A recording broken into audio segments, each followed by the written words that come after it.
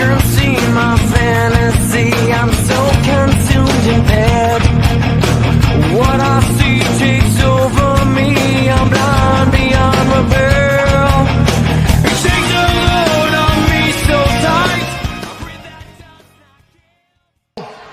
This match is now officially a Judy Bagwell on a forklift match. I can see my fantasy. I'm so consumed in bed. What I see takes over me. I'm blind beyond repair. God damn it. Technical difficulties, and by that I mean my fucking pen died. Oh, that pen. I was like, bro, you just have to click it.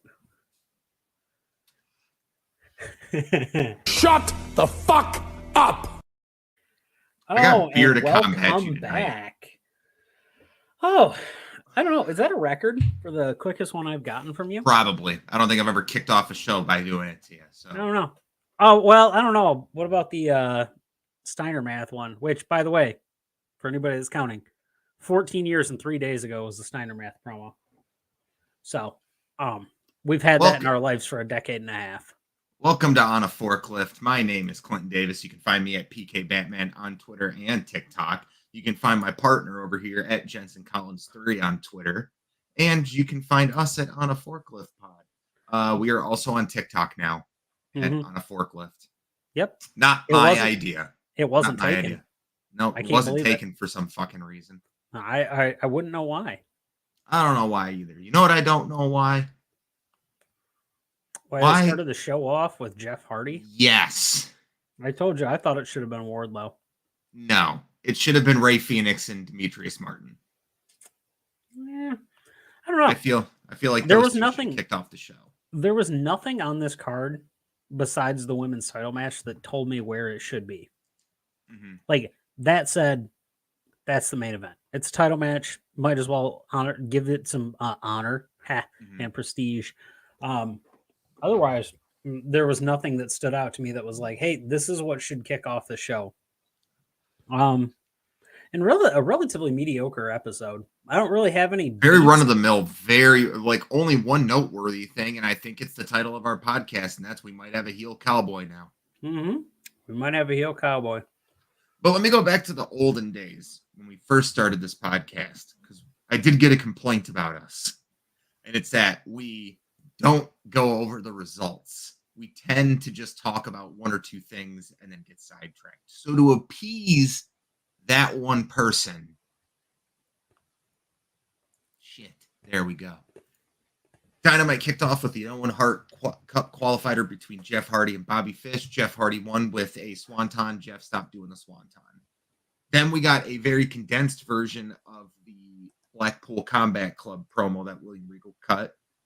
Go on Twitter and watch it. It's much better, but a great, great piece to happen before they go into Blackpool Combat Club versus the Andrade Family Office, which the Blackpool Combat Club won. Pretty fun six-man tag. Go backstage to Ricky Starks and Powerhouse Hobbs. They're challenging for the tag belts. Jungle Boy agrees, only if he gets a shot at the FTW Championship first, which we will see next week. Keith Lee and Swerve Strickland are now officially a tag team called Swerve in Their Glory. I think that's pretty neat. Wardlow came out to a debuting W. Morrissey in a very, very fun Hoss match. We'll talk about that one a little bit more later. Wardlow won with a single powerbomb this time, not multitudes of them. He then beat every security guard up. MJF agreed to a match, but they're having a contract signing, and he will give him the terms to the contract next week in Long Island. Then we get into the Hangman promo, which we will go into a little bit later. Kano, I'm sorry, Japanese names. I'm horrible with them. Takeshita was announced for Rampage. They cut to Jay Lethal, where he says he'll be taking him on this Friday. Chris Jericho defeated Santana in a very, very fun match. Afterwards, the Jericho Appreciation Society beat down Santana and Ortiz. There was no Kingston to make the save. He was still recovering from the fireball. Samoa Joe made a promo on Jay Lethal. And the Gum Club gave scissors to the Acclaimed. The Varsity Blondes calling out the House of Black did not need to happen at all. We'll talk about it in a second. We're going to come back to that. Yep. After that, Ray Phoenix defeated Dante Martin in a very, very fun, which should have opened the show, qualifying match in the Owen Hart Cup tournament. He won. And then the main event saw Mercedes Martinez become the undisputed Ring of Honor World Women's Champion by defeating Deonna Purrazzo in a very, very, very boring match to close out Dynamite. There you go. We read the results. The results have been read. Now we're going to talk about whatever the fuck we want. Go ahead, Ethan. I'm going to nitpick my thing. I actually liked the Varsity Blondes calling out the House of Black because I don't want the Varsity Blondes on my television, and this is the way to get rid of them. I don't.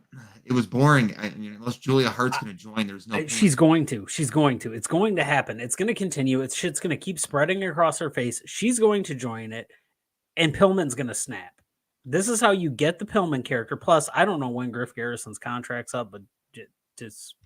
I don't think they're going to have any use for Griff Garrison. I think they're going to keep Brian. I think they're going to keep Pillman Jr. on because of his name, and he's not that bad. Like, I don't think Griff Garrison's good at all. I think Pillman could be a great heel. As a babyface, he does absolutely nothing for me. This is what's leading to Brian Pillman being a heel. Maybe not the loose cannon character his dad did, but this is him leading to. Oh my god, this is really fucked up. Can I get David Benoit and Brian Pillman Jr. as a tag team? So I'll be doing the podcast on my own tonight, everyone. So I'm going to. Are you going to do that again? Talk about Chris Benoit Jr.? We're one step away from having Marty Jannetty on here and being on an episode of Dark Side of the Ring. Yeah, and you know what? That's going to be awesome for us. We're gonna be legends because of that. No, actually, I mean that is a legitimate thing to talk about. That was big this week. Was that whole snippet of him going around talking about using that? But name. that's not a new snippet though. No, He's been I know saying that for a long time. But it's one of those things that every time it digs up, you get that. Talk about it. Let's do this. Just because, like, I want to appease people, but I also want to discuss what we want to discuss. So the first 15 minutes, like the next 15 minutes, we're going to talk about Dynamite. After that, we'll go into everything else this week. Because I don't give a shit. Go for it. I want to talk about Freddie Prinze Jr. later in the show because that shit's got me excited. She's all that. So we have a bracket for the Owen Hart Cup tournament. We have a bracket. The bracket goes Ray Phoenix and Kyle O'Reilly in the first round. We have Jeff Hardy versus Darby Allin. That match is taking place next week. Adam Cole versus Dax Harwood, and we have Samoa Joe versus the Joker. Now, who do we think the Joker is? Cesaro. Okay, good. I'm glad we're both on the same page there. But let's talk about the absolute shit show that was the opening match. Because, my God, we have praised for weeks. And you know what? We don't say a lot of positive things on here. We tend to be quite negative. I do listen to us after we talk. And it is a very, very negative podcast. But the one thing we are always positive about is the opener. The opener in past weeks has been a great way to kick off the show. It keeps people invested. Last week you had Dax and Cash, and that was a phenomenal opener, and it was the best match on the card. But Jeff Hardy can't go anymore. I'm sorry, everyone. That Swanton bomb looks like shit. It's awful to see. It's awful to see because everyone loves Jeff Hardy. We're all Jeff Hardy marks. Every single person wanted to be Jeff Hardy at some point. No one wants to be Jeff Hardy now. No, I really don't. And I think that's why the Young Bucks are getting infused into that story because that'll be they're hoping those guys. Well, I mean, the Young Bucks could drag a good match out of two glad bags. So we've talked about that. That's why we love FTR the most, but the Young Bucks are the best tag team because they can get a good match out of anybody. Although I think FTR is really stepping that game up. They've shown that they're willing to work other styles. I'm not saying they're there yet, but I need to see them face the Lucha Bros again to know that they're the best. But honestly, this is gonna throw it out there because I know this happened the other day. Just a slight touch on FTR. There's one team I want to see FTR face now that it's been about 2.5 years. I want to see them face the Usos. Which we can talk about the Usos later because that's a shit show too. Yeah. No, but anyone who's watching, please leave comments. We love to flash our fan comments up here. We want to know what you think of Dynamite, what your thoughts on wrestling this week are, and what things you want us to talk about are. Really, the crowd interaction makes a show. Otherwise, we're just a couple of idiots. Let me tell you about stuff that we would be talking about just in a group chat. Just tell you about crowds. I could see the crowd tonight. They definitely lit the place up. You could see that they had a packed house tonight. Yeah. There was none of that. There was none of that. Hey, let's turn the lights down a little bit in the upper rafters, make sure we don't see anybody. It was a smaller arena too. It was a smaller arena, but that place looked packed and it looked beautiful. It was the best the crowds looked in forever. I'm very intrigued to see what's going to happen on that show that we go to, because that's a large arena. That's the Wednesday after Forbidden Door too. I know. We have the after pay-per-view show, which I'm pretty stoked for. I'd rather be the go-home show. But we're going to see. But I think CM Punk's going to be champion when they come to town. Yeah. I mean, the other thing that's cool about the after show is that a lot of those guys are not flying right back to Japan. And no, Ethan Page is going to hitchhike away back to his fucking hotel, his house. I'll pick him up and drive him. Call me, Julian. Why are we not going to talk about what you think, Trevor? But anyways, then we move on from that. Like I said, Jeff Hardy, stop doing the Swanton. Think of a new finisher. I don't care. Just stop doing it. That looks like it's going to injure people, and I hate it. Blackpool Combat Club, looking great. Every single week they look better. The fact that Yuta was the one to beat down the Butcher, that was great for me. I do like the entrances from Blackpool Combat Club. I do like how they go. I like how Bryan comes out of the heel tunnel, Yuta out of the face tunnel, and Moxley out of the crowd. I do agree with Russ. I'll tell you Russ's opinions here. He needs to stop doing the kind of drunken mannerisms as he's walking out. Maybe he's just vibing to Wild Thing, but I don't know, man. I don't know. It leaves a little bit there to be desired. I think it's cool, but at some point these guys are going to have to come out. I'm torn. I like that. I like the dynamic of it, that there are three guys who are essentially different. I mean, Yuta's a face, Bryan's a heel. He's not a fucking heel. Well, we know that. And Moxley is Moxley. I like that there's a differentiating factor from it, but I need these guys to be together. Just at some point they need to feel together. However, leading up to this match, you forgot about one very important thing, and that was a fucking beauty of a promo from William Regal. I need people to, like, if you're going to watch it, go watch it on Twitter. It's 3.5 minutes long. It's way better than the one they ran on Dynamite tonight. Way better. But the promo they ran on Dynamite for them is phenomenal. I don't think there's any, like, if there's one perfection in professional wrestling right now, it's probably the Blackpool Combat Club. It's William Regal talking, period. Yeah, that whole group is money. I don't just if it's going to be every week that I'm going to see Blackpool Combat Club, I need William Regal on commentary. He is so excited to be there. He is legitimately excited to be out there. And I just like every time he talks to Excalibur, it's hello, Masked Man.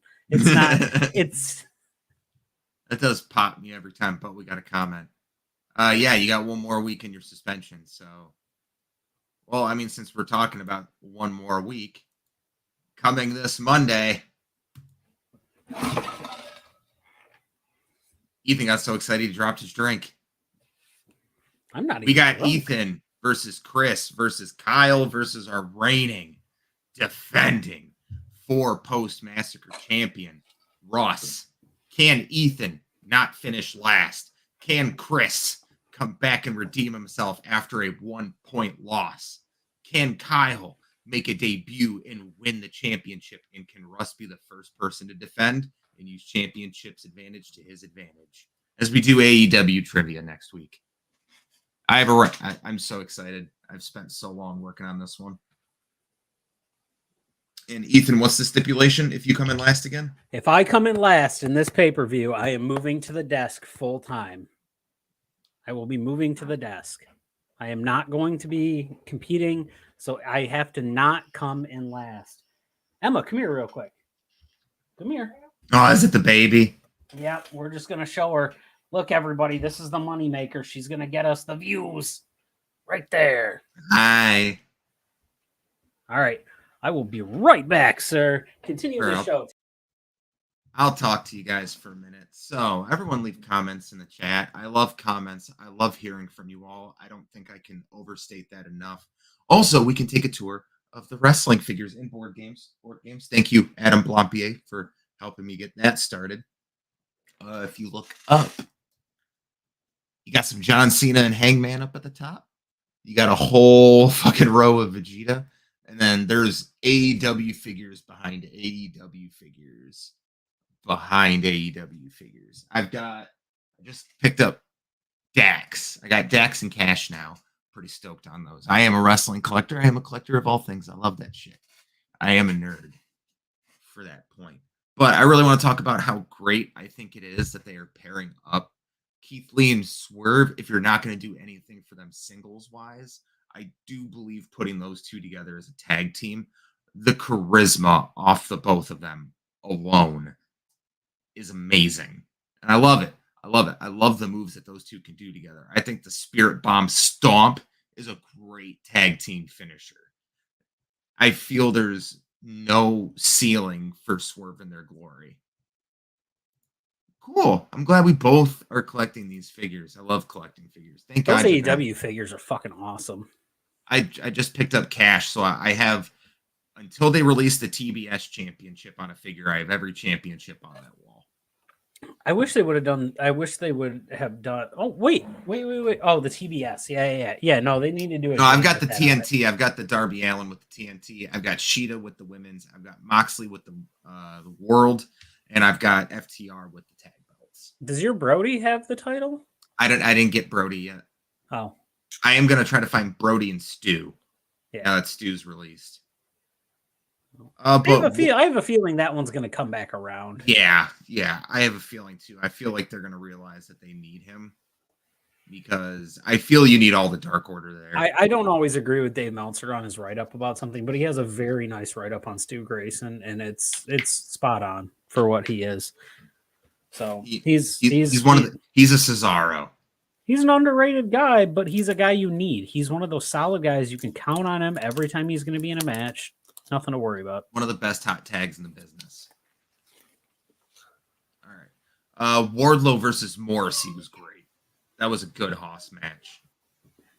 I do think Wardlow winning with one power bomb was a little insulting to Morrissey.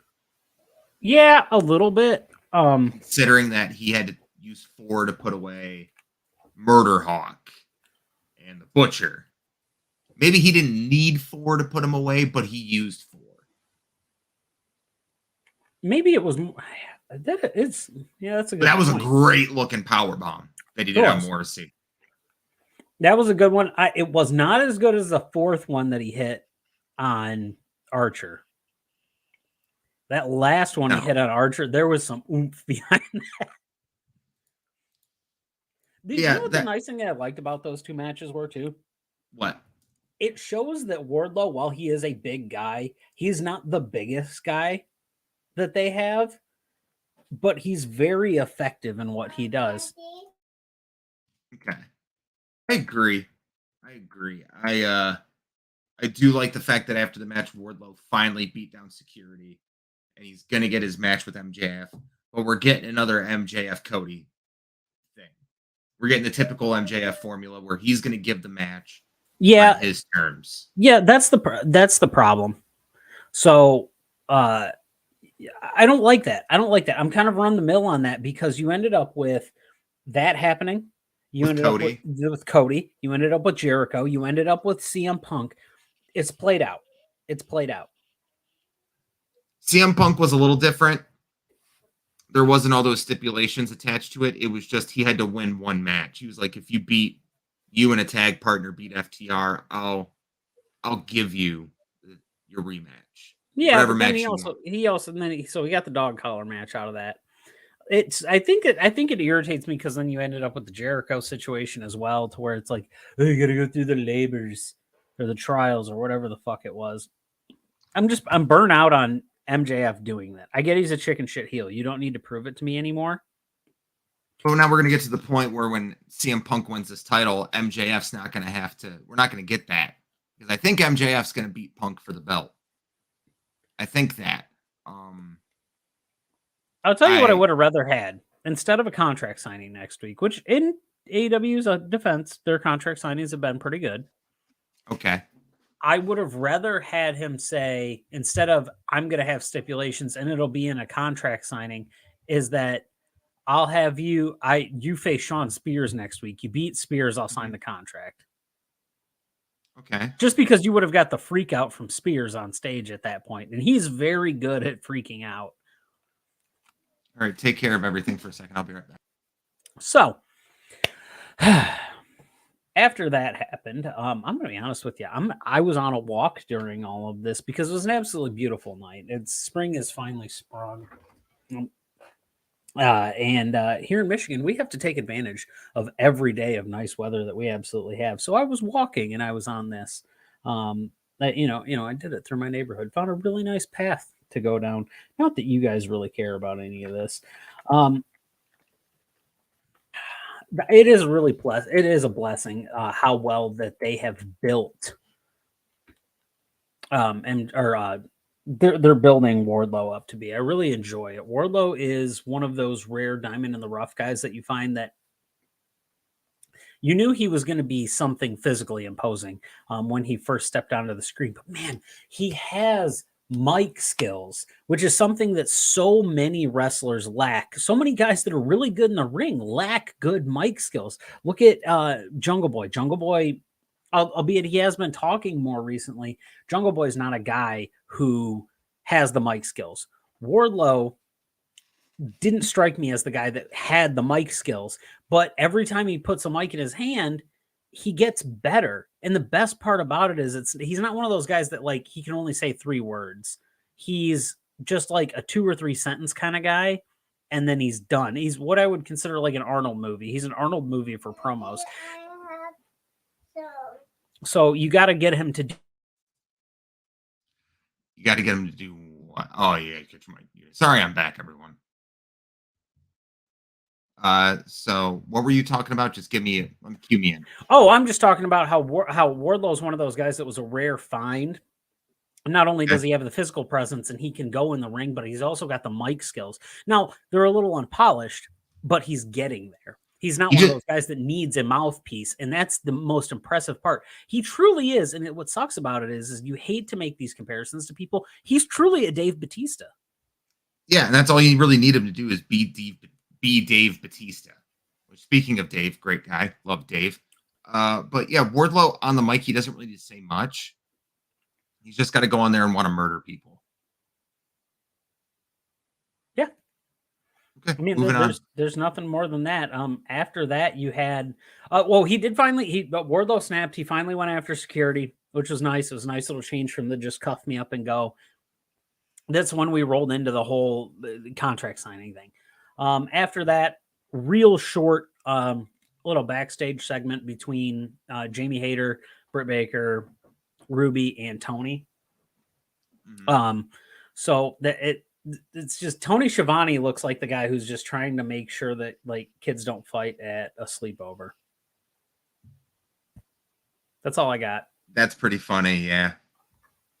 Yeah, that's pretty funny. But I wanted to play with the Malibu Barbie, or I wanted the cool controller. I don't want to use the Duke controller while we're playing Halo 2 on a LAN party. But we can skip that because that was skippable. What wasn't skippable is the fact that Hangman is going to turn heel for this match. Because they got to turn one of them heel, and they know they can't turn Punk heel. Yeah. Hangman talking shit to an audience member was all I needed to see to know that he was turning heel. So look at the audience member and go, if you, by the end of the night, you're going to take that shirt back to the merch stand and return it if you don't burn it. Hey, you know what? We've seen a heel Hangman before. We know it can work. Mm-hmm. So it does work. It does work very, very well. This is the first. Excuse me. Oh shit! Fuck. This is the first time that AEW fans are going to see a heel Hangman. Also, I believe it's Kanosuke Takashita. Cool.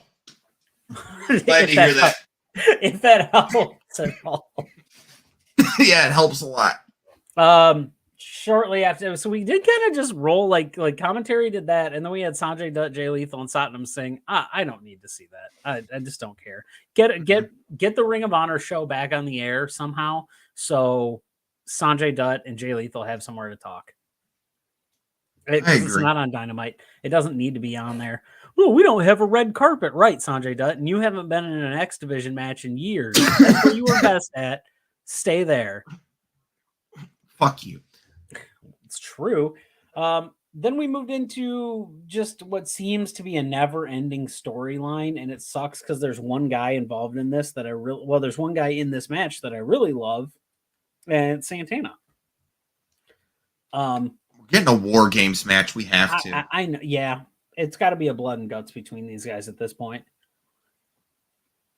Blood and guts. I don't want to see Stadium Stampede again. No. If you're gonna do blood and guts, have it open the show. Yeah. Yep, have that open the show so that way Punk and Hangman can main event, because I feel like you're gonna have to do that in like, I'm trying to think, like July. It's gonna be have to show like a blood and guts match. It's gonna have to be in a show in July, because that kind of puts you in the middle of the Forbidden Door and then All Out. They did blood and guts this time last year because it was before Double or Nothing. Because Double or Nothing, they had the Stadium Stampede match. What if they do blood or guts at Double or Nothing? That's fine. I'm saying open the pay-per-view with it. Yeah, I mean it's a big arena, which is nifty. You can't close the night with it. The match that has to headline is the title match, especially if Punk's in it. It'd be the biggest middle finger in the world for a guy who bitched about never getting a main event title match. Not getting his first title match in a main event. That'd be disrespectful as all fucking they know it. Yeah. We got Samoa Joe cutting a promo on Jay Lethal. That's about the only time I want to see Jay Lethal on my TV is if Samoa Joe's involved. But yet again, Ring of Honor. That's why you have this. That's why you have this thing now, Tony. And I understand you're building up stuff so people want to watch Ring of Honor, but it really cuts the product up on AEW. It makes it difficult to watch if I know I'm never going to see that on television here. I'm just wondering when they're going to land this deal for TV so Ring of Honor can start running on TV. Yeah. One thing that I do really enjoy, and praise be to Danhausen, very nice, very evil, is that the Gun Club is no longer, it's just the Ass Boys. It is the Ass Boys. It's They're scissoring the Acclaimed. Yes, the Ass Boys have scissored the Acclaim. I hate that I have to say that sentence. I do too. You know what's funny about that is the Acclaimed is one of those teams that, like, those dudes can go in the ring, right? Like, they're never going to be tag champs. They don't never going to be tag champs. Anthony Bowens is one of those guys that just has all the skills in the world, but they're so entertaining that you don't need them to be tag champs. No, not really. I don't know what to think about that team either. The only I talked about this in the chat today. Yuta is going to be in Japan during Double or Nothing, so I feel if we're going to do tag team changes, Mox and Danielson should win those belts. I mean, judging by what we're getting here, I think you might end up having Ricky Starks and Hobbs take them off of Jurassic Express, which I wouldn't be upset about. Be transitional champions? Yeah, why not? Let them run it for a while. Because I don't think anyone facing Blackpool Combat Club is going to win anytime soon. I think if they get those tag straps, they're holding on to them bitches forever.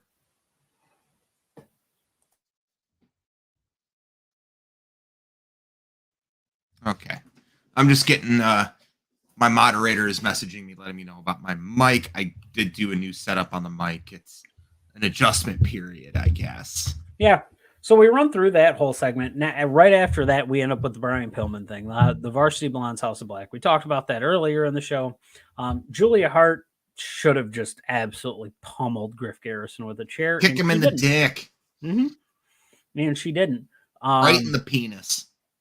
Death Triangle comes out to make a save. It's a thing. It's a thing. Which just led into Ray Phoenix versus Demetrius Martin, which I felt should have opened up the show. So there was one thing that happened in that little shuffle together. The cannonball that Brody King did to Griff Garrison. Fuck. Oh God. Was absolutely terrifying. There's that big of a man coming at you and literally throwing all of his body weight towards you, and you are in a ring, you are in a buckle. Ouch. Nope. That did not look pleasant whatsoever. That looked fucking awful. Yeah. That was what a great match between Dante Martin. I keep thinking Demetrius because he's out with an injury right now. But yeah, Ray and Dante had a great match. It should have opened the show. This was the best match of the night. Oh yeah, and then the Spanish Fly where they both land on their feet. It wasn't even a Spanish Fly. No, I know it wasn't. It was just it was whatever you want to call it. But that was just beautiful. The complimentary action that they had. I do think Dante Martin should have won, but I understand why Phoenix is in the tournament. They don't really have any new blood in the tournament, which kind of upsets me because this should be used to build up new stars. Like the youngest star you have in this match is Darby Allin. And he's pretty well established, in my opinion. Yeah, it leads the question. So you have that. Who's going to win it now? Looking at this list, my heart says Dax. You know what? I can see that. My heart wants Dax to win this whole thing. My head says Darby. My head says Darby. My heart says Dax. That's kind of where I'm at. Mm-hmm. And then we get the final women's qualifier this week because they're going to do a Joker card too. So who do you think is going to be the female Joker? Deanna, maybe? Mia Yim? Yeah. Wrestling as herself or as Jade? Well, she couldn't be Jade. I think she could be Jade. No, Jade Cargill. They're not going to put. Yeah. They don't really give a fuck though. Yeah, that's true. Wheeler. They got Cash Wheeler Yuta. Tony Schiavone, Tony Storm, Tony Khan. 3 Tonys walk into a bar. All of them work for AEW. One does a bump. Which one is it? Tony Storm takes a back bump. Shut the fuck up! Takes a real bump, and Tony Schiavone fist bumps somebody because he just seems like that kind of guy. And then the main event, I felt was very underwhelming. It was. Oh, hey, but before we get to the main event, what about that promo between Rosa and Deeb now that we know that match? Oh, yeah, Rosa and Deeb at the pay-per-view for the title. That match is going to fuck harder than any man I've ever been with. Yeah. So that's going to be... Oh, and then there was a very short promo from John Silver. Hey, T-Flow in the house. What's up, Tony?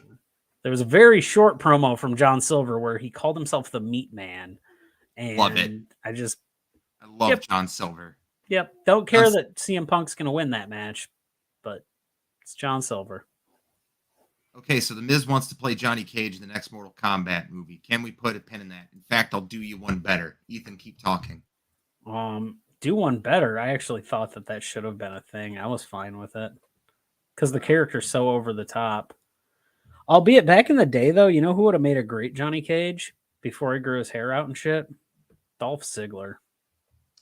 That would have been great. I'm looking for a video I did. Ooh, like about a year ago. Oh, never mind. I thought you were going to bring up that video where you're slamming your brother through a piece of drywall in your backyard. No, I don't even think I have that video anymore. Although I wish I did because I would love to show me just murdering that little piece of shit. By the way, we're not talking about Trevor. No, I love Trevor. Trevor's great. He's just suspended. Mm-hmm. Which, I mean, it happens. He gets to come back next week. Mm-hmm. He's going to be back. He's going to be all up in this. All up in this. I don't think I'm gonna find this because I'm Hey man, how was that chicken gravy on Sunday? fucking delicious, man. I love chicken gravy so much. He does this. This dude just eats chicken gravy. Like, okay, so we're at the restaurant and he orders all of his stuff separately so he can make his sandwiches. And his uncle looks over and he's like, "Hey, can I have one of those?" And he goes, "Yeah, I'll save you some." His uncle looks over like 6 minutes later and he goes, "Did you save me some?" And he's like, "Uh, sorry, man." I was just like, I'm really high and I'm hungry. Yeah, I can't find that video, but I made a TikTok about a year ago, right after the new Mortal Kombat movie came out. And I was just like, if we don't cast The Miz as Johnny Cage, I feel like we're really, really missing the boat. Yeah. But I don't know. I got too many TikToks to go through, especially now that we're making new ones together. I hate it. Yeah, you know, it happens that way. He's back next week, LT. He'll be back. So, God. anyway. We lost viewers, me looking through my TikTok. All right. Yeah, the main event was all right.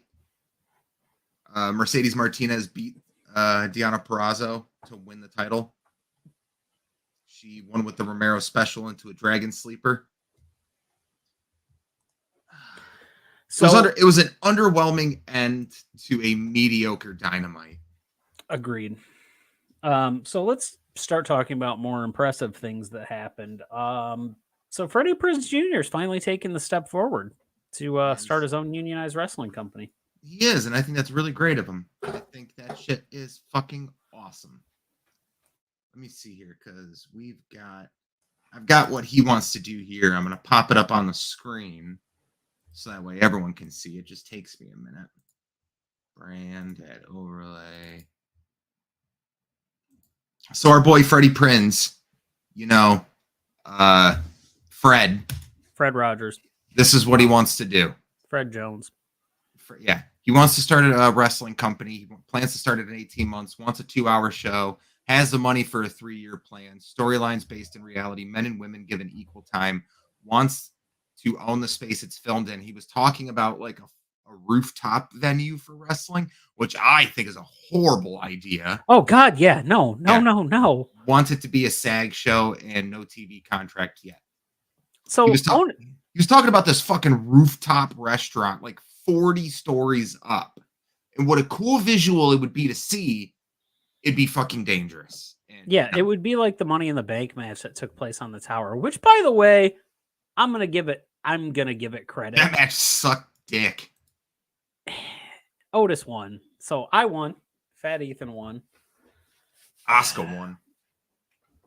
And I didn't mind it. So the one thing that it does sound like a TV show, but I'm cool with that because Lucha Underground was essentially exactly it was a TV novella with wrestling. Telenovela. Sábado Gigante. Yeah. Telemundo. It was just missing some Sofia Vergara. No, it had that. Who was that? What was her name? It wasn't Sofia Vergara, but homegirl that was the assistant to the booker. Well, Ethan, I think we got some good news for LT. Is that if you go on Netflix, they have all 3 seasons of Lucha Underground. It is a soap opera wrestling. Mm-hmm. Yeah, honestly, and in fact, a lot of people that wrestle in AEW are on Lucha Underground, including Penta, Rey Fenix. There's a whole mess. Perfect homework for you, LT. So currently, Penta is wrestling as Penta El Obscura. That character originated on Lucha Underground, where he had a gimmick of actually breaking people's arms. Yes, beautiful. That's how they wrote people off TV, was he would break their arms, and that's how they write them off TV. Oh my God. There was one time, it's one of my favorite matches that no one ever talks about on Lucha Underground. It's him versus Kairi Sane, Io Shirai, and Mayu Itami back to back to back. That shit fucked. That cemented to me that Io Shirai, Kairi Sane, at the time Kairi Hojo, and Mayu Itami are 3 of not the best women's wrestlers in the world, but the three of the best wrestlers in the world.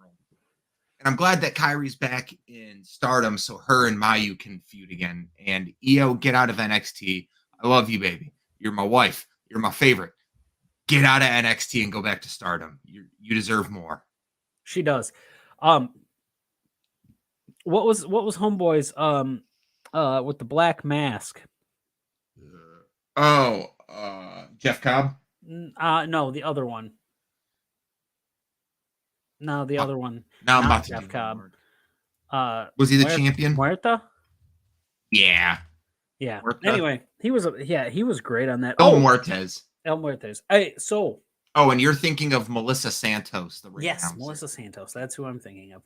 While we're on this topic of female wrestling from Stardom and stuff like that, Clinton, would you like to tell everybody about the greatest match that is about to happen? Oh, fuck. The fact that we're getting Shida?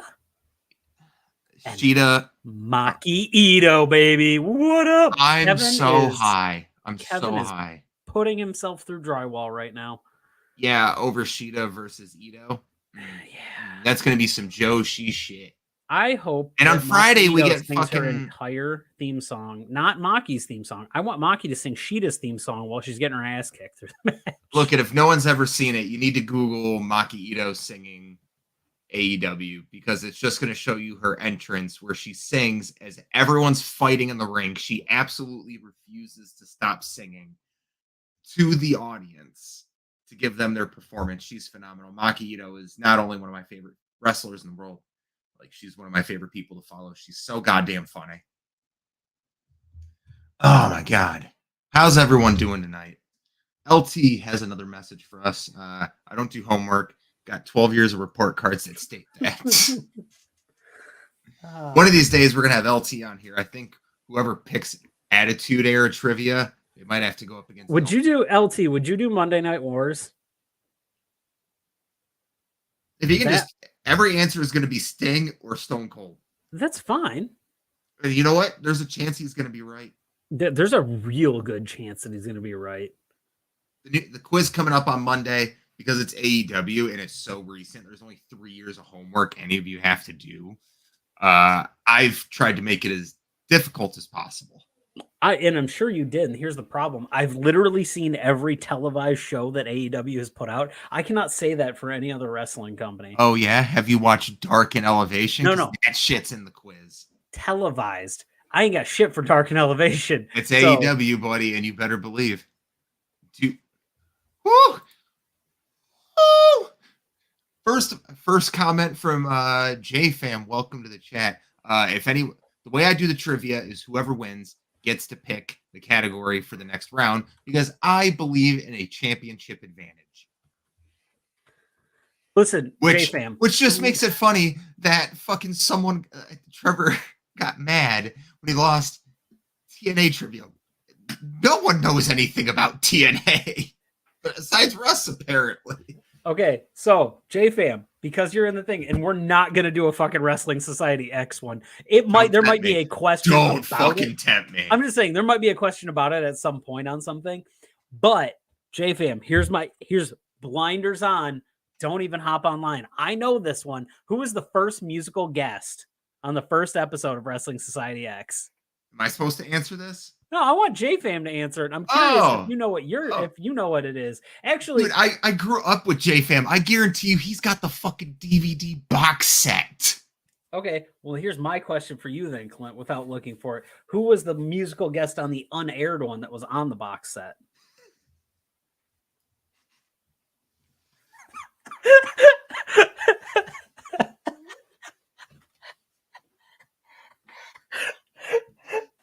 That shouldn't have popped as hard as it fucking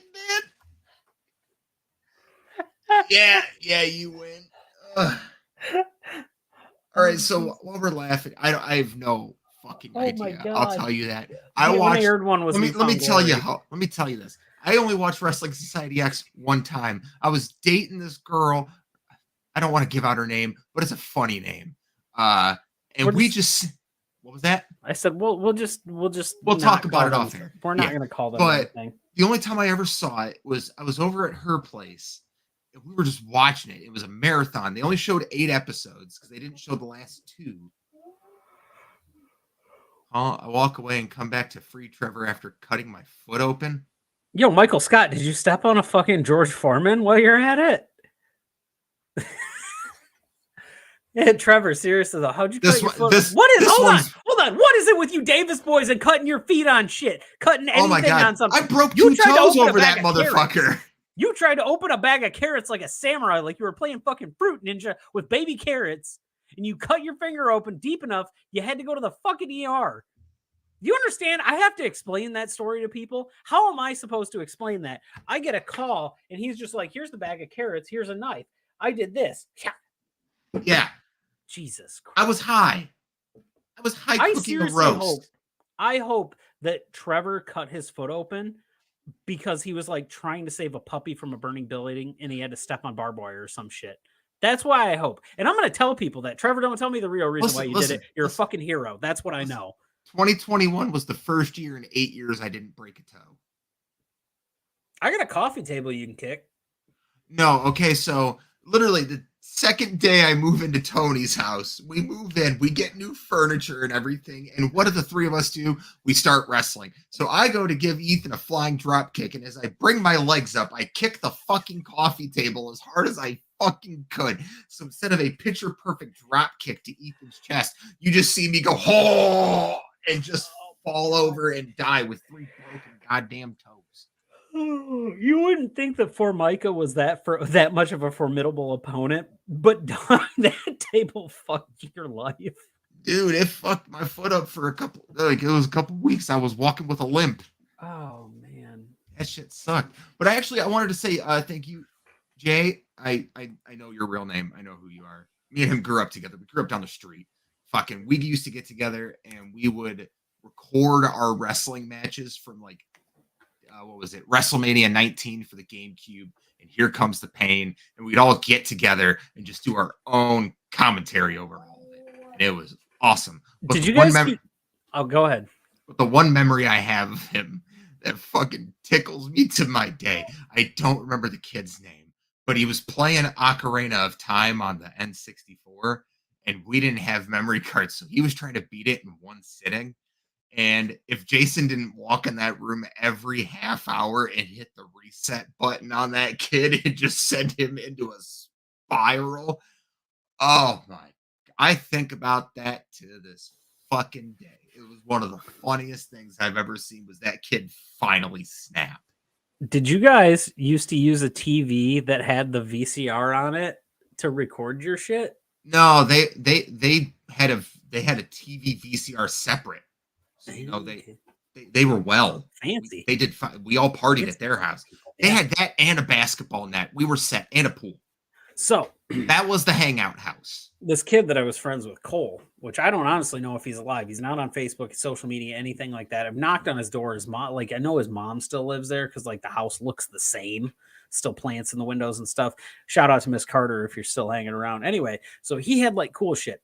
He was the only one of us that had an OG Xbox at the time. So we would always go to Cole's house to play the Xbox, but he always recorded himself playing Midtown Madness 3, which is a DICE game, and it's the best game that DICE made, not Battlefield.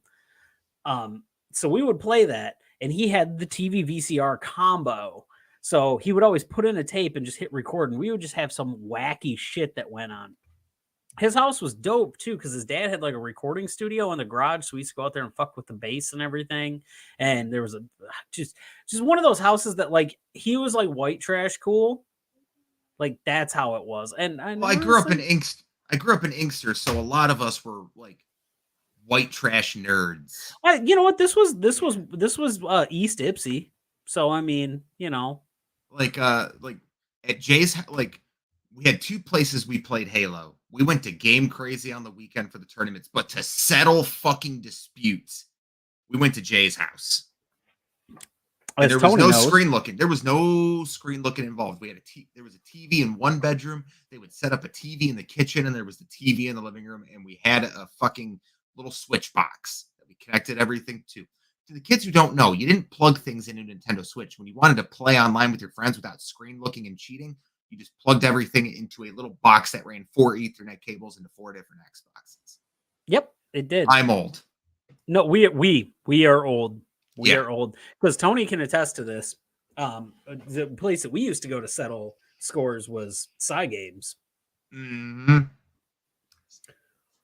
Yeah. How can I forget? I don't want to. Yeah, Jesse's house. That's where we fucking settled everything. That he was the ref for fucking everything. I miss my Inkster crew, man. We had a lot of good times growing up. I had a lot of good friends growing up. We were all a bunch of nerdy kids into wrestling. See, and until like I fell out of wrestling after high school. Like I have very few people that I like that were cool with like wrestling. People I won't name on here, but like that were cool with wrestling. And then I fell out for like basically after 2008, like after Jeff Hardy's run, like the Jeff Hardy Edge run. When did Edge retire? What year was that? WrestleMania 11? 27. So WrestleMania 27 started in 2011. Okay, Yeah. so then from that point, basically that was I would watch up to that point, and then I would only watch the Royal Rumble every year. That was it. That was the only thing I watched. Yeah, and then that happened, and look at us now. Let me tell you about fear. The 3-finger slap of doom. Whew. That was a religious experience. You got hit with a 3-finger slap of doom and you walked away from it. You were made. It was like my buddy I used to play in a band with. It's going to sound so fucking dumb. If you survived a pillow hit from him, you were money. Hey, firing back to Wrestling Society X. No. I would rather take a 3-finger slap than a left hand punch. I watched you break a punching machine and fall over. The problem is, it's so vicious, but you don't know what it's hitting. I saw 3 hits. Tony attempt to hit the punching bag, him hit the ground, and Lance fall over next to him laughing. Because when I say running start, it wasn't a wind up and punch. No, he started about 20 fucking feet back. And he ran. He sprinted. I've never seen Tony move that fucking fast in my life. He fucking ran to that thing and whiffed. And his momentum took him over. And Lance couldn't fucking breathe. Tony, do you remember when John tried to bicycle kick the boxing machine? What? He tried to bicycle kick the boxing machine. He's like, I got this. I can kick it. And we like tried to roundhouse it. We couldn't really do it. And he's like, no, you just got to do this. And he hit it, but it only went to like 200. And then I think his sister, which very nice lady, but much of a hoss, came up and just straight like clocked it. And it goes up to like 780. And we're all like, the fuck? Holy shit. Oh my God. No, hey, real quick. One thing that Wrestling Society X did right, the WSX Rumble. That was fun. It starts out as, if anybody hasn't seen it, it starts out as a Royal Rumble match. And then when everybody's in the match, it turns into a ladder match. So I want to see how many people want to drop $5. Because for the until we finish the podcast, if you subscribe to us or if you follow us, I will eat an edible. Because I want to sleep tonight. And I feel like if I eat enough of them, I'll sleep. Oh my God. I mean, fuck it. I'm going to go to sleep eventually. Well, like, you're not going to do it for free anyway. Don't tell them that. Don't fucking tell people I'll do that. Most people don't know that they have channel points banking they can redeem to make me smoke. Oh, I'm aware. I've got 13,500. What?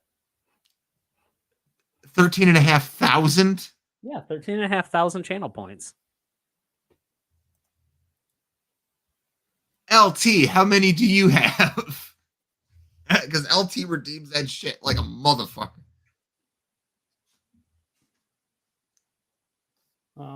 Yeah. No, I auto. That's why I keep my mouse over here. When the little green thing pops up, I click on it so I get the bonus points. I love you so much. And then I plan on getting you real fucked up during a quiz. Oh, you want to see me? Thank you, Trevor. You want to see me fuck up? That's how you do This it. is water, but Hey, what's up, Zapzard? Welcome to the chat. back We really again. appreciate everyone who's popping in, especially the repeat people. Once again, we're gonna flash this banner up because this upcoming Monday we have Russ defending his 4-post massacre championship in a 4-post massacre. I think that this is going to be our best quiz yet. We have a debuting Kyle. Kyle has been on the channel before. Chris is making his return. Ethan is going to try to not come in last. And Russ, I feel, is just going to dominate because, I don't know. Because he looks like a meteorologist. Jim Cantori, watch out. There's a Russicane coming through. And the only hint I'm giving any of you about the quiz is that there's only one new round. 4 rounds are returning, but there's a brand new round. Okay. I'm super excited for. You act like I'm afraid. I just have to not finish last. So, people, we're towards the end of the podcast. We really like to open this stuff up to you guys to ask questions. We really like to just have general discussions towards the end of it.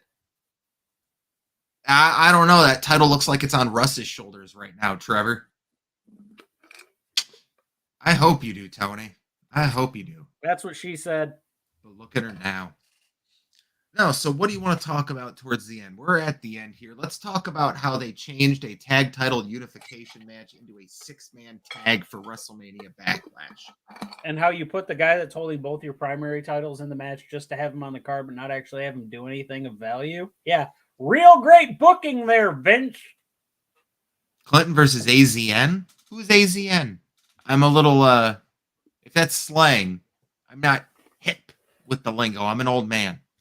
Oh my God, no. If that's the slang I think it is, that's not Clinton verse that. That's Clinton's weakness. Available? I'm not. Oh. Oh, AVZ. Oh. I would love to have AVZ on this podcast anytime he wants. I'm a big fan of his. I love him very, very much. In fact, if I can find it real quick, I can show the promo we filmed outside of a hospital. I thought you were going to say hospice facility. Shut the fuck up. So one time, Implishes, who is continually pops up on the bottom of the screen, that's Tony. He drove a ball directly into a nursing home at a golf course. Now, mind you, he didn't line up to do this. It's just he has a massive, massive slice. The only thing that comes to mind is the, hey, I think I killed the Mista lady. I hate you so much. It's not my fault. Oh, it is your fault that I hate you. You could be better. Also, I'm the trained professional wrestler here. That's cool. You can be the trained professional wrestler all you want. I'm still, Can I train you? Can I be like your Mick? Can I be the Mick to your Rocky? Just a Why do you want to be my Mick Foley? No, I'm not that good. No, not your Mick to your Rocky Johnson. Your Mick to your Rocky Balboa. Mostly because you get stoned enough and your eye does the thing, and then you kind of look like Sylvester Stallone.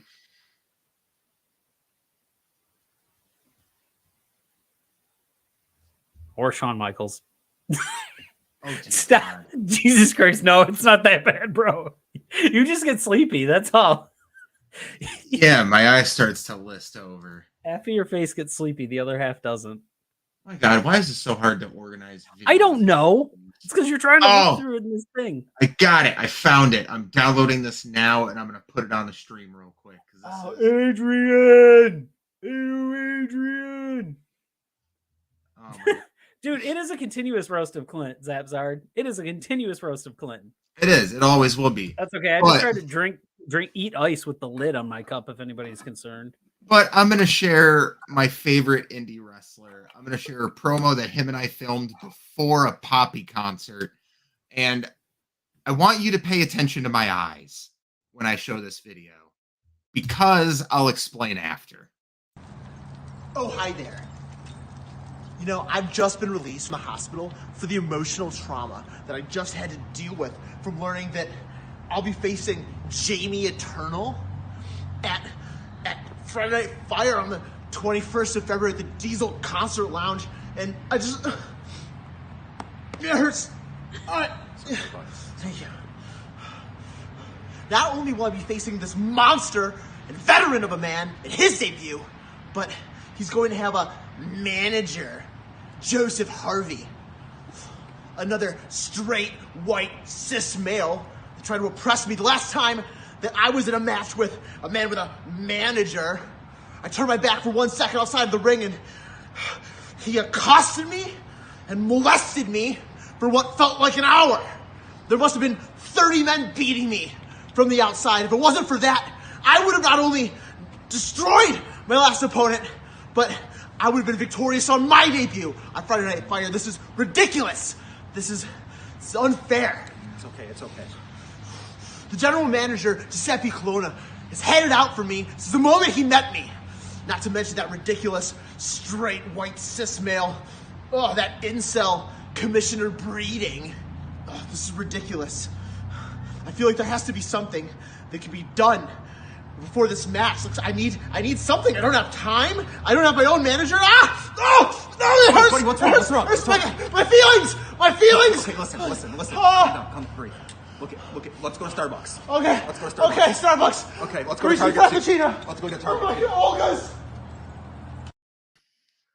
Yo, let me workshop a character for you real quick. Hold on. So I got to explain. If you looked over in the corner at the end of the video, there was a cop car about 20 fucking feet from us. And I just kept making eye contact with the cop as we're filming this thing. Because when we did it, his girl was just like, we've got like one shot at this. We've got one shot to do this. So we got that wheelchair back inside and we went to Poppy. But go ahead, workshop a character for me. All right, so I want to workshop.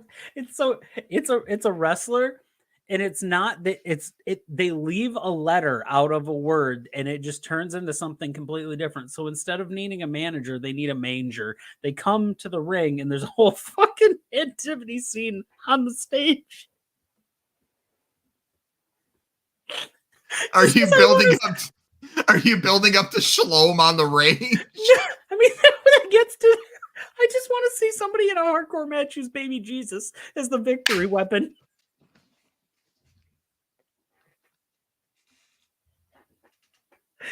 That might be the funniest fucking thing you've ever said. In the fucking 7 years I've known you, that is the funniest fucking thing you have ever said.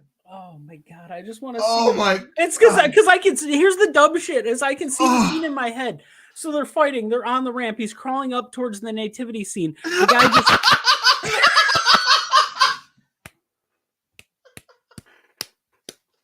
He's crawling up towards the nativity scene.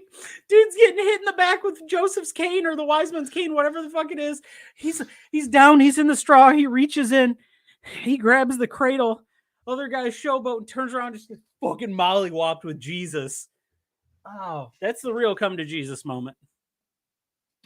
That, or if you've ever jacked off in a confessional booth. This man's fucking crying.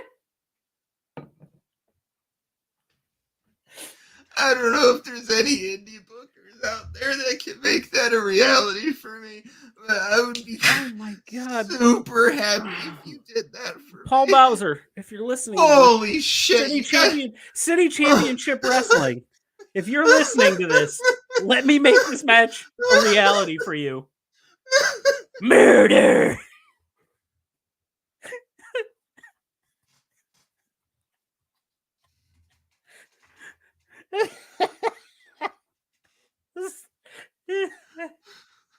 Judas, no.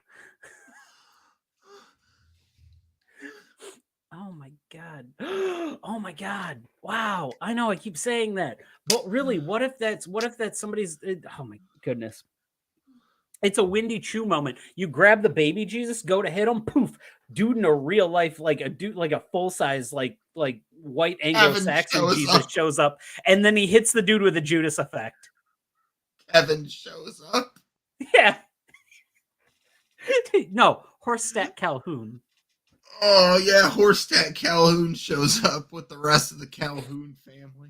By the way, in case anybody wonders why it's Horstat Calhoun, because they don't have a unit of measurement, so they stack horses. This is the dumbest fucking thing I've ever heard anyone say. Oh my god, I needed that. He wins every match with a crucifix spin.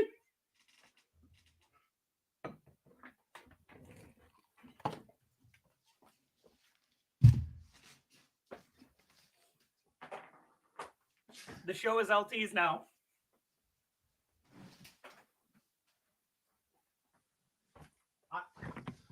I've got nothing to come back from that. I got nothing. Holy. I don't know what else to say tonight, man. You know what we're gonna say tonight? We love you, Judy. I don't want to sign off yet. We're having a blast here. I'm enjoying these people building shit for me. This is really helping. Oh my goodness. Thank you so much, everyone, for tuning in tonight. This is the funniest episode of motherfucker. I gotta smoke. Let me grab some driving out. Holy cow. Jesus Christ. Oh, I don't even have it. So hey, so anybody's wondering, I haven't had beer in a couple of weeks because I'm on like a temporary sobriety kick. So that's why I'm not doing that. You just get to keep seeing me eat ice cubes and drink water. Hopefully Jesus is somewhere. He's going to turn this fucking water into wine after this shit, though. Oh my god. Hallelujah. Am I right? That's the funniest fucking thing any of you have ever said. Oh my god. Oh my gosh. Wow. Can I ask AVZ if he needs a manager? Okay, so I'm gonna. I don't know if I'm pulling the resurrection match possible. It's a reverse casket match. You have to get out of the casket to win.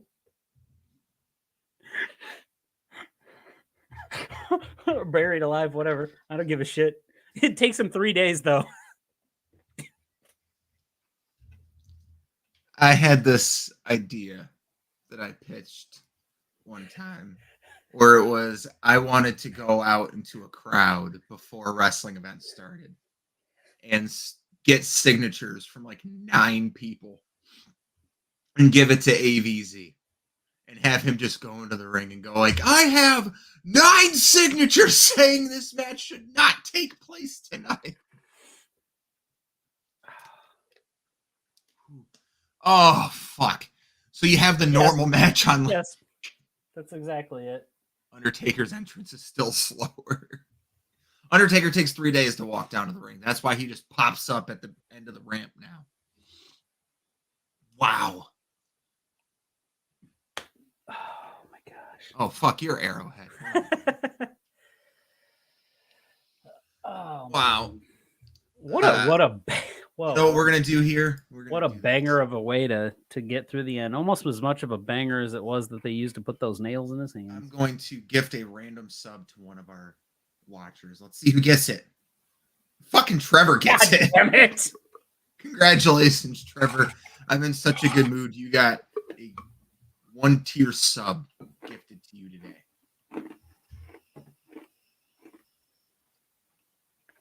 Which means I have to take a hit. You know what? Opponent goes under the Tony. What else is happening? Oh my god! That's how they win. It's no, we can't do that. We've tried that before, multiple times. We did. Steve Austin, Sandman, Stephanie. Can't do that. You got to climb the cross though to get the stuff from the stuff from above the ring to get the halo. You got to climb the cross to get the halo. Oh, everyone, say it with me. Shut the fuck up. We got sidetracked so fucking hard, and it's one of the funniest things we've ever talked about. Oh, dude, this is gonna be hard to top this year. It'll be hard to top this year. So, is that going to be the Christ Crippler crossface, LT? Is that what that is? You know what? Fuck the Christians right now because they've really pissed me off this week. Let's have a crown of thorns on a cross match. I'd like to clarify. Any man that tells a woman what to do with their body is what pisses us off.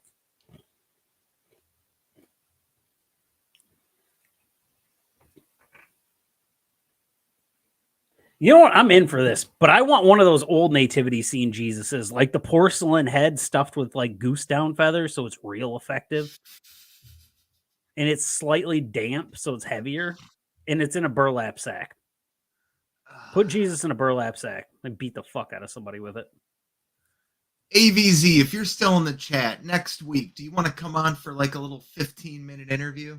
I want to talk to you. I want to get you out in the public. I know we don't stream to that many people, but fuck, I would love to give you any kind of exposure I can.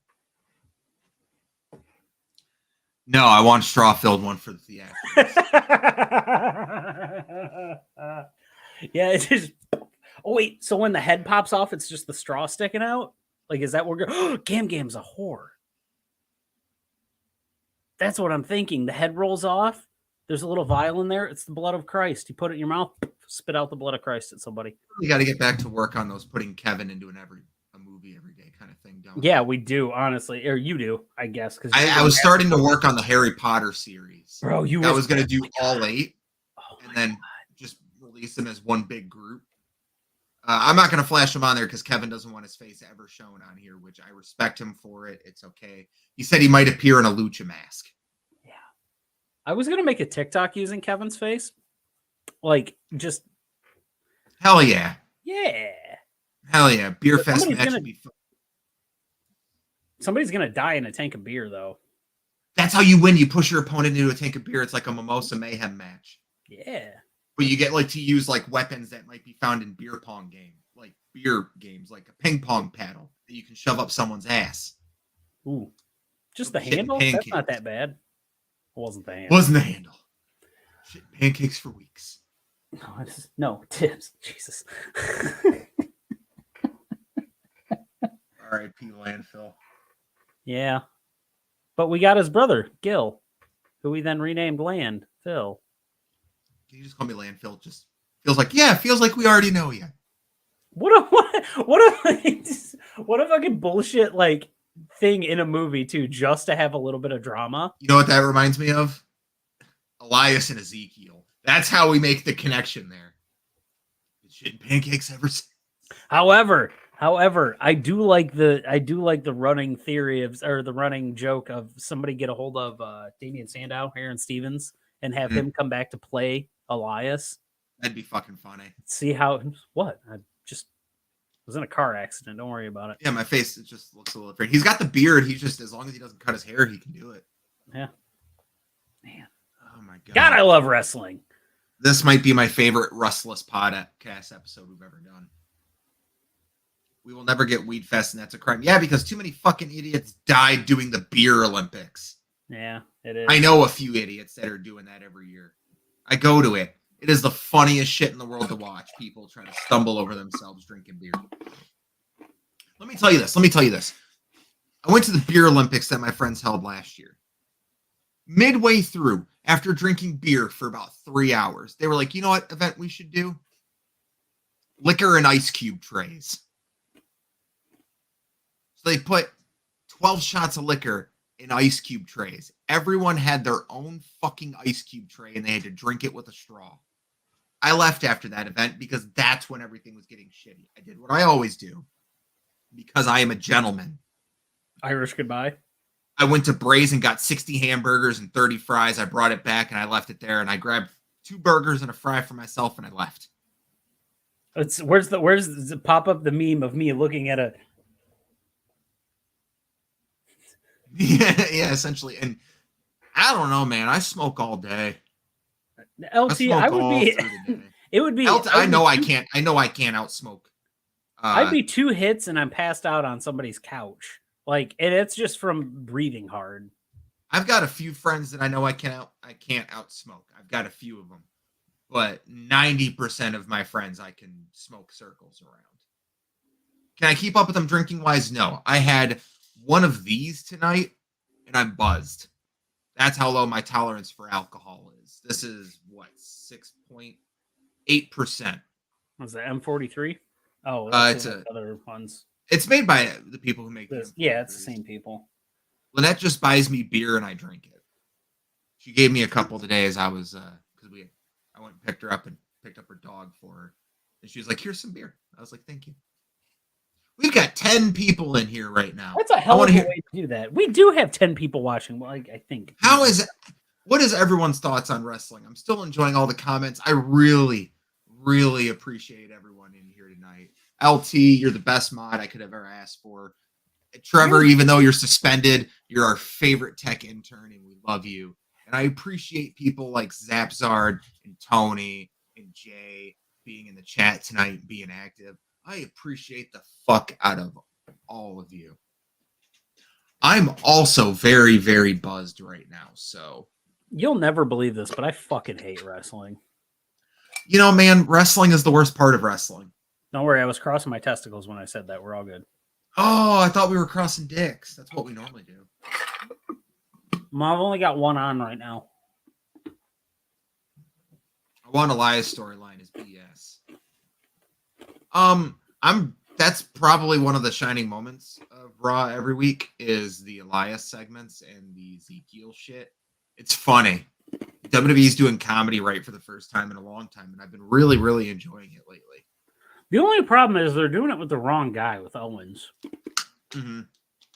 Who just had a fucking banger of a match with Steve Austin. You know what? Owens came out and said it's all downhill from here because he's never going to top main eventing WrestleMania with Austin. The worst part of wrestling for me is how campy it is. That's LT. Fair. That's because you're stuck watching stuff from like 1993. Yeah, Attitude Era, in my opinion, isn't good. Hey, It's not good wrestling. If anybody's wondering, LT's favorite wrestler is the Gobbledygooker. Yeah. Actually, it's Shane McMahon. Shockmaster? Red Sure. Rooster. Hey, Terry Taylor doesn't. Whoa, shit. Hold on. I said his name once. If I say it 2 more times, Brian's going to come through the wall. Actually, you know what? LT did send me a video of Santino Marella today. And he did say we should talk about sometimes that wrestling was actually funny. Oh, well, Santino Marella, almost any time that he talked was fantastic. Him breaking John Cena out, going, John Cena. It fucking gets me every time. Just Cena going like stare face, just like, and then going, what? John Cena. Every time. Santino was the only person that could. He was. I don't know what this means, so I'm going to take it as disrespect. Well, you pissed off LT, so you're probably getting banned.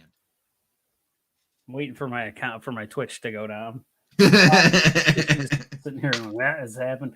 How much longer until NXT gets canceled? Is that what Impush is? Yeah, sorry, I just skipped right over that one.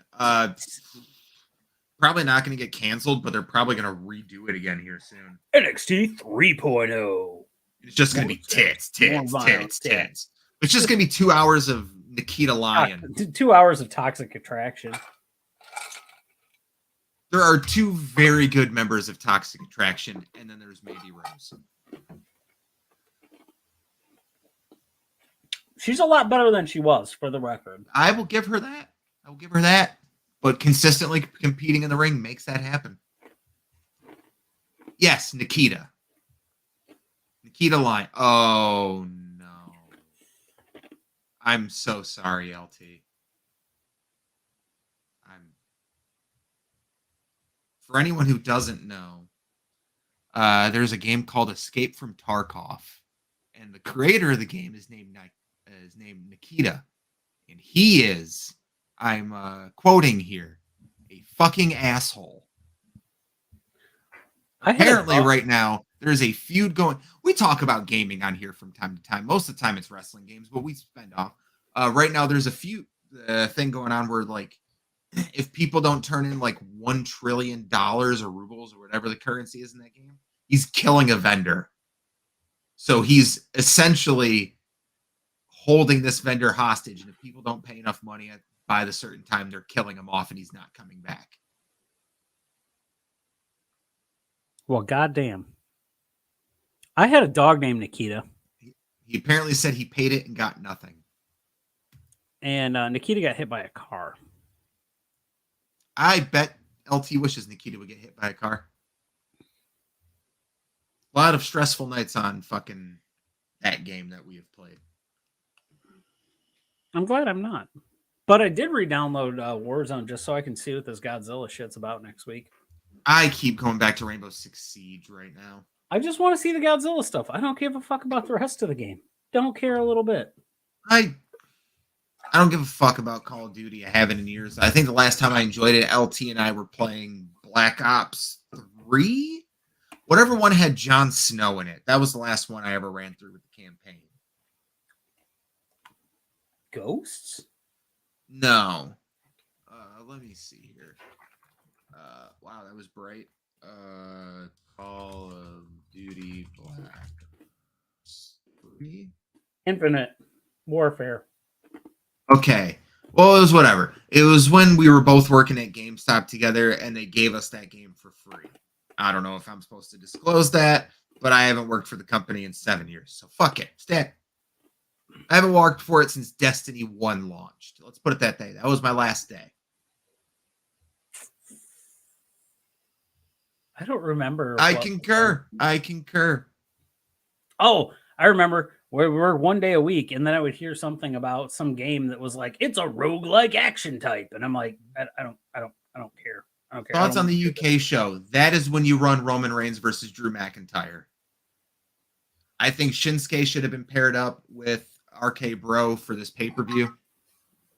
And I think you should have started building up Drew McIntyre towards that Cardiff show. That is a next level main event. And I feel like it could just be for one of the titles. Just make it for the WWE title and have Roman drop one of the belts then. Give him a fucking 6-month reign with both belts, but have him drop one of them at that show. You want to know what's fucked up about that show? Tegan Knox isn't going to be anywhere near it. And she's the fucking best women's wrestler on the planet. And she's the Welsh one. The shiniest wizard. I love her so much. She is one of my favorite wrestlers. Like, if we had a top 10 women's wrestler list, she'd be in the top 2. I think it's her and Io Shirai for me. Big love on her outfits. Ooh, you're asking me a good question. What do I think of Jay Wow's fiance? You know what, man? I haven't kept up with the shore in a minute. But let me see. Oh, cool. What's his name? Francis Zach Carpolino. I've mispronounced the He's a handsome dude. Oh, she's got a nice hand tattoo. My God. That girl's doing great things in life. I love the Jersey Shore. He's a wrestler? I believe it because she is a big wrestling fan. He was on TNA Wrestling. Let me see. What's this fucking dude's name? He plays American football. He's trained for 2 years at Your Face Wrestling Academy in New York. So he's just getting started. I think that's fucking cool because JWoww has always had an interest in wrestling. She had a really shitty kind of feud in Impact, but that was at no fault of her own. It was Impact Wrestling. That was garbage at the time. TNA, excuse me. But the dude looks ripped. He looks like he could be a really good athlete. I'll have to look up some shit about it. Zach Clayton is what it goes under. She said he was in AEW. Zach Clayton? Yeah, Zach Clayton. He's a professional. Oh, just not that Zach Clayton. Is there a porn star named Zach Clayton? No. An old black man came up. Oh, okay. So he wrestles on Dark. Oh, well, that's cool. Hold on. I'm sorry. I'm looking this up. Wow, that's actually really impressive. This dude was a baseball player back in the day, but he was also a professional boxing referee at the same time, and he's in the National Basketball Hall of Fame. I'm sorry. I got lost doing this, but that's actually kind of cool. Shout out to this old man, Zach Clayton. Ethan, there is a question that popped up just for you. What? Daniel Fishel versus Amy Danielle Jo. Fishel, but Danielle. here, hold on. Let me pump the brakes here because she's. If we're going for people on Boy Meets World, I gotta say it's not her. Give me the redhead. She's in porn. I know. Give me Maitland Ward now. But out of all of the 90s ones, so we had this thing. This is literally Kelly Bundy. Yeah, I started a job 5 years ago. First day on the job, I put a question on the little whiteboard that walks in the door because we have truck drivers, shit like that. So I put on the board, I said, Kapowski or Bundy? Yes, I know she's in porn, Elsie. And I've seen it. I think he's coming to the realization that she was in porn. Oh, yeah. Maitland Ward. Look it up. It's good stuff. Yeah. It's actually kind of wholesome because she always just looks really happy to be there, genuinely. Anyway, so I put Kapowski or hey, that's what Jesus said, and then he came back 3 days later. So I put Kapowski or Bundy on the board. And let me tell you what, these uncultured swine, I work with a lot of people. Everybody said Kapowski. And while Tiffany Amber Thiessen looked good back in the day, and she's still respectable today, she is no Christina Applegate. Christina Applegate was hot then. She was hot in Anchorman. She's still fucking hot now with Santa Clarita Diet or whatever the fuck it was that she was most recently in. Santa Clarita Diet was Drew Barrymore. Okay, what's the other one? Dead to Me? Yeah, I think it's Dead to Me. But you know what? Give me her in The Rocker. That fucking...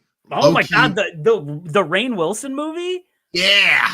God, that was She was so good looking. What's the name of that song? The band was Vesuvius, and there was a free song on Rock Band that was a download from that. In my head, it says Living on a Prayer.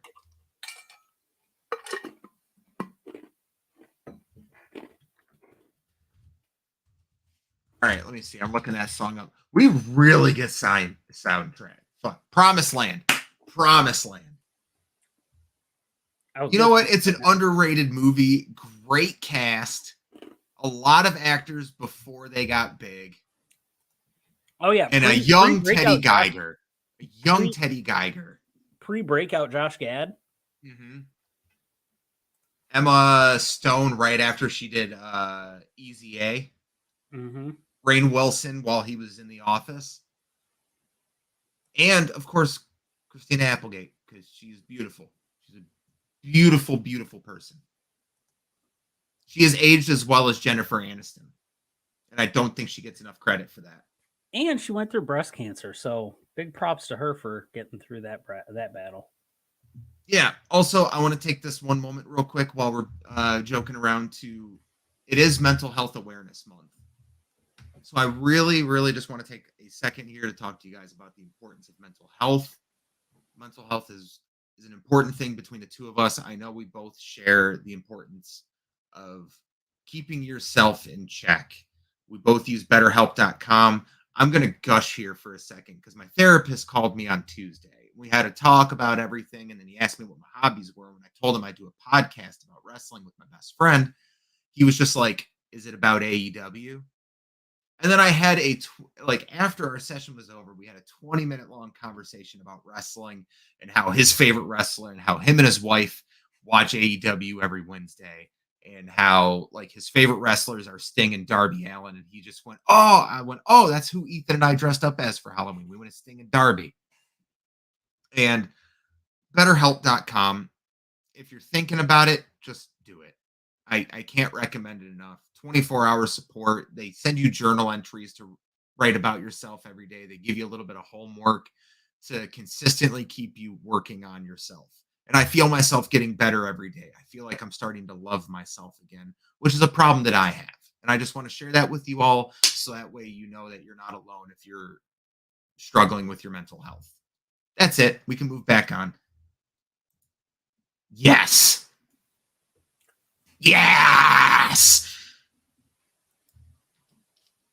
Mila Kunis and forgetting Sarah Marshall. She was...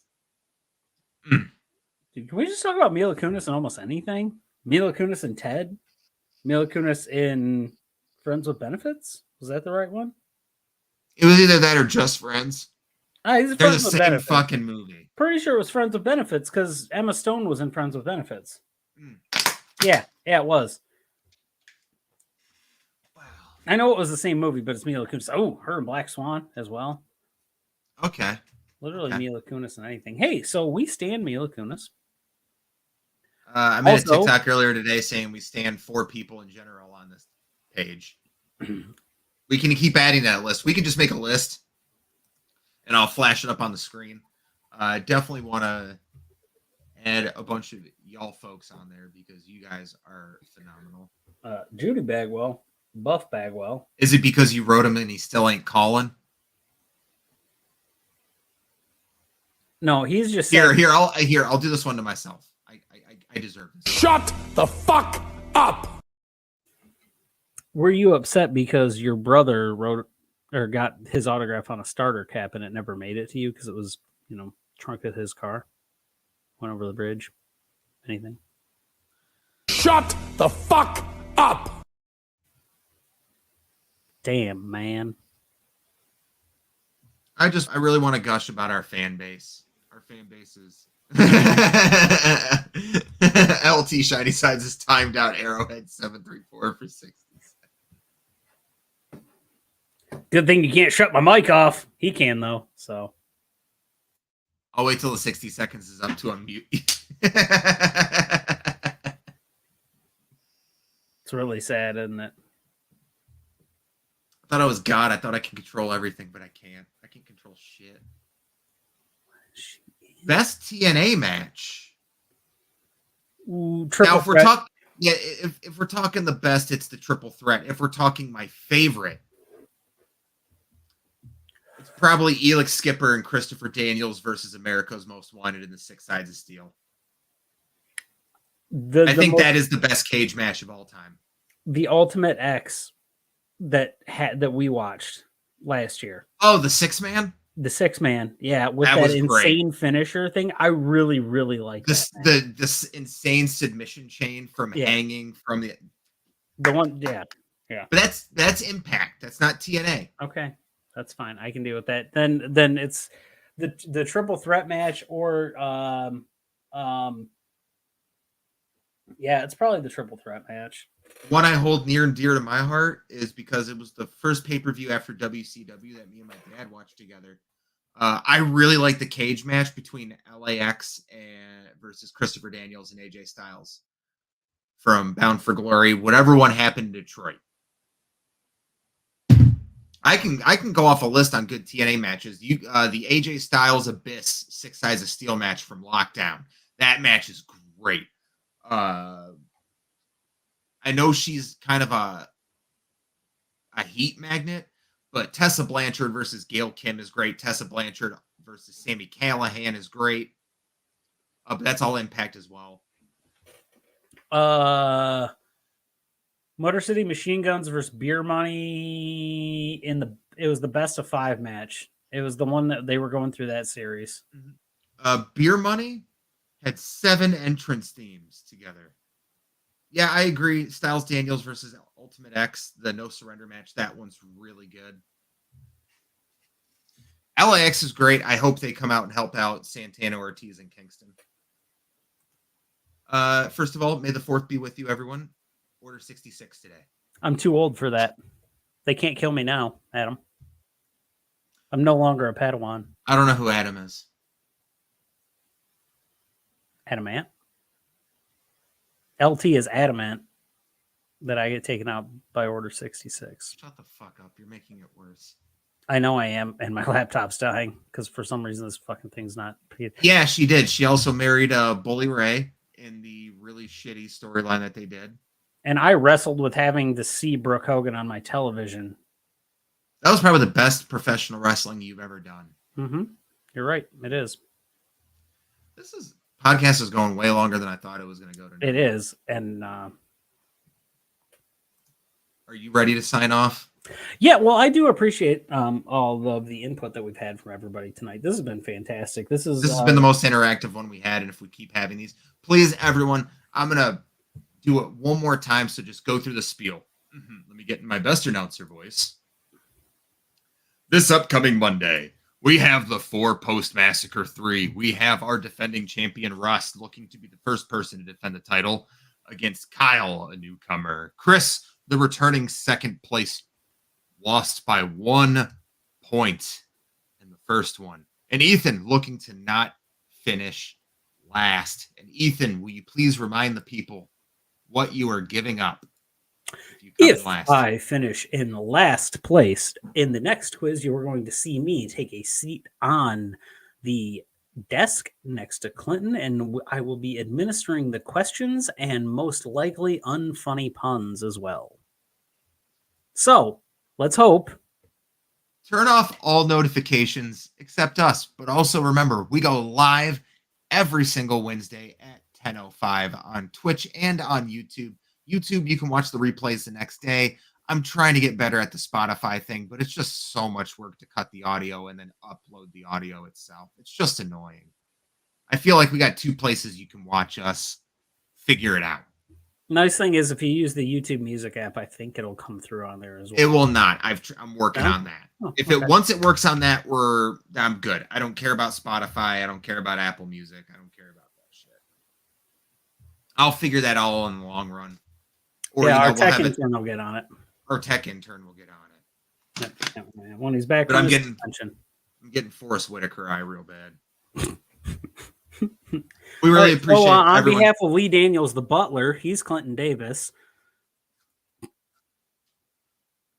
Go fuck yourself. San Diego. I'm Ethan Hubbard. You can find me. Jensen Collins. 1 second. I am absolutely curious as to what is going on. Oh my goodness. I didn't know we were fucking piling it on me. Hey, wait a minute. I think there's supposed to be a comma between yourself and cock. Need an English major to tell me otherwise. Anyway, he is Clinton Davis. You can find him. He is Clinton Davis. You can find him at PK Batman on TikTok, Twitter, and this show every Wednesday at 10:05. I am Johnson Collins 3 on Twitter. You can find me at Ethan on a Forklift on TikTok. You can find us on Twitter on a Forklift Pod. And you can find us also on TikTok on a Forklift because we got that name somehow. And you'll be unsuspended next week. Don't worry. Suspension comes literally. We are going to free Trevor in 7 days. People, we get it. We get it. Everyone loves Trevor. He's the sex appeal of this show. Mm-hmm. We get it. We will bring him back. We'll bring him back. But from tons of fun to 300 pounds of twisted steel and sex appeal, he's Trevor.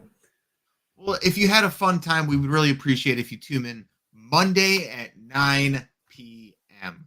Monday at 9. Quiz shows are always awesome with everybody else.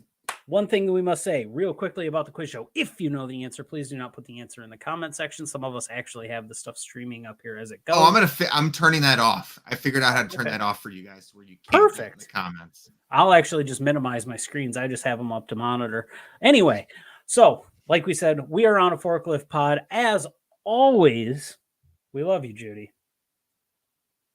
I'm just going through the rest of the Why are you... Tony, did you subscribe to me? Who is that? That's me. It's my little icon I made. Here, hold on. Before we go, I'll just do this little thing. I have little emojis. There you go. There's these ones. Look like Demetrius Martin mixed with Topher Grace in that one.